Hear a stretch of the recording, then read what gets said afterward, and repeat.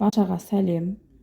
Менің YouTube каналыма қош келдіңіздер. Бүгін дәмді кешкі ас әзірлейтін боламыз.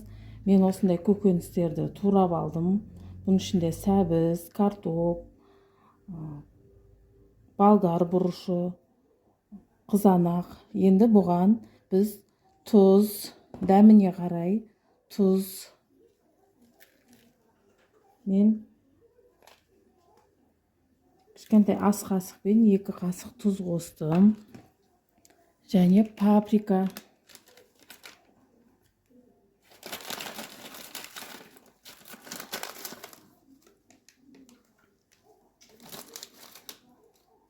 Өздеріңіздің қалауларыңыз бойынша қоса бересіздер. Және қара бұрыш.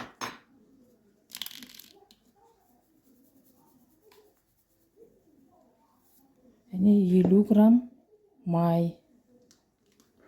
Күнбағыс майы.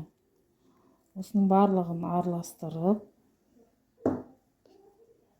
жақсылап араластырып, 10-15 минутқа қойып қоясыздар.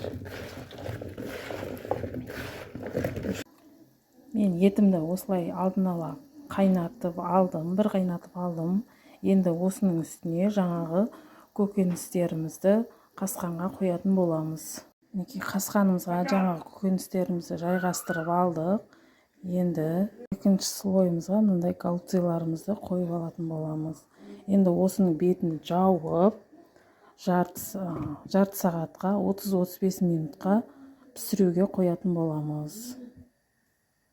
Біздің дәмді кешкі асымыз дайын. Осылай ас көктермен әрлеп, сорпасымен ұсынуға болады. Тіркеліп кетіңіздер.